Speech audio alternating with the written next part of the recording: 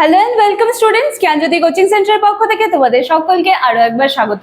জেলার কমিশন নিয়ে আমরা আলোচনা শুরু করেছিলাম, সেখানে বলেছিলাম যে জেলার কমিশন যদি একটা বাড়ি হয় তার কিন্তু 4 পিলার্স রয়েছে এবং সেখান থেকে প্রথম পিলার যেটা ছিল জানার জন্য শিক্ষা, সেটা আমি আলোচনা করেছি এবং আজকে আমি বাকি দুটো পিলার কর্মের জন্য শিক্ষা, একত্রে বসবাসের জন্য শিক্ষা নিয়ে আলোচনা করবো এবং শেষে লাস্ট একটা পিলার থাকবে যেটা নিয়ে একেবারে পরবর্তী দিনের যে ভিডিওটা তোমরা পাবে সেটাই কিন্তু আমি আলোচনা করে দেবো।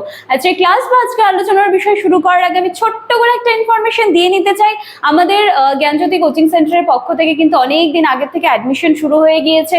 ইভেন আফটার অ্যাডমিশন যে সমস্ত ক্লাসেসগুলো রয়েছে সেগুলো কিন্তু একদম ধারাবাহিকভাবে সপ্তাহে একদিন দুদিন নিয়ে কিন্তু আমাদের ক্লাসগুলো সুন্দরভাবে চলছে।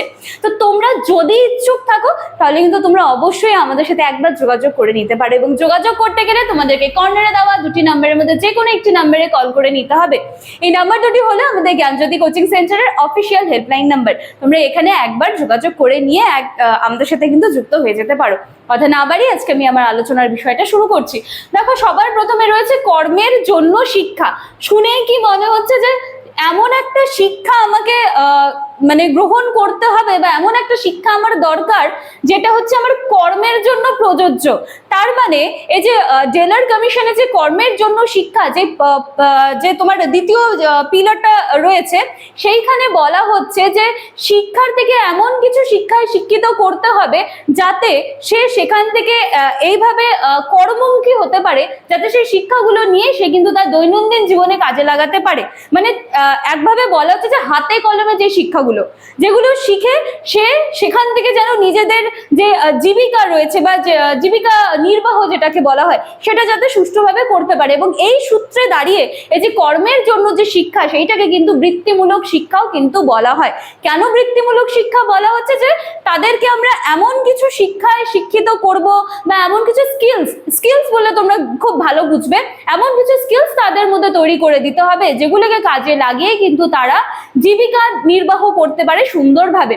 তো সেই সূত্রেই বলা হচ্ছে যে কর্মের জন্য শিক্ষা।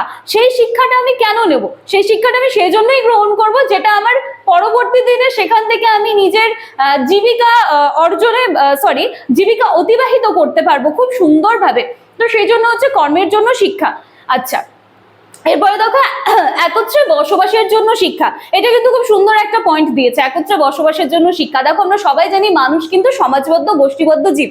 আমরা কখনোই কিন্তু একটা সমাজের থেকে আলাদা হয়ে একা বাঁচতে পারি না, যতই আমরা মনে করি। বা যদি আমরা উদাহরণ দিই, মনে করো যে তুমি এমন একটা লোকালিটিতে থাকো যেখানে হচ্ছে তোমার প্রতিবেশীদের সাথে তোমার খুব একটা হচ্ছে না, তালমেল বসছে না। তো সেইখানে দাঁড়িয়ে তুমি যদি ভাবো যে না, আমি আমার সমাজের যত রীতিনীতি আছে, যত পুজো পার্বণ আছে, উৎসব অনুষ্ঠান, আমি কোনো কিছুতে যাবো না, আমি একেবারে আলাদা থাকবো। কিন্তু এই পর্যায়ে দাঁড়িয়ে যদি মানে কখনো এরকম কিছু একটা পরিস্থিতি তৈরি হয়, তখন কিন্তু দেখা যায় সেই সমাজের কিছু মানুষ কিন্তু এগিয়ে এসে তোমার সাহায্যে কিন্তু এগিয়ে আসছে। তো সেই সূত্রেই কখনো মানুষ কোনোভাবেই পুরোপুরি সমাজ ছাড়া থাকতে পারে না বা একা কিন্তু বসবাস করতে পারে না। তাহলে একত্রে বসবাসের জন্য শিক্ষাটা কিসের জন্য দরকার? তাহলে সেই শিক্ষাটা আমরা গ্রহণ করব যেইখানে আমরা শিখবো যে কিভাবে সবার সাথে মিলেমিশে দলবদ্ধভাবে একটা সমাজের সাথে থাকতে পারি।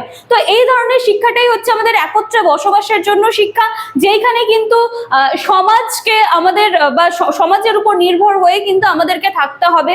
ঠিক আছে? তো এই ছিল আমাদের একত্রে বসবাসের জন্য শিক্ষা এবং কর্মের জন্য শিক্ষা।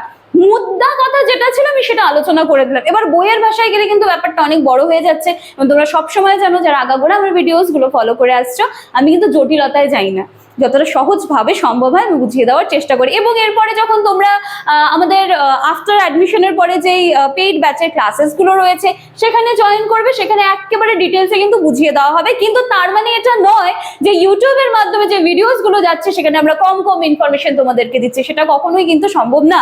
তো এই ছিল আজকে আমার আলোচনার বিষয়, কর্মের জন্য শিক্ষা, একত্রে বসবাসের জন্য শিক্ষা। ঠিক আছে, একত্রে বসবাসের জন্য শিক্ষা। তো চলো, আজকের ক্লাস আমি এখানেই শেষ করছি। দেখা হচ্ছে পরবর্তী দিনের ক্লাসে আর একটা পিলার নিয়ে। ততদিন বা ততক্ষণের জন্য জ্ঞানজ্যোতি কোচিং সেন্টারের সাথে এভাবেই থেকো, আমাদেরকে এভাবেই সাপোর্ট করো। দেখা হচ্ছে পরবর্তী দিনের ক্লাসে। Thank you.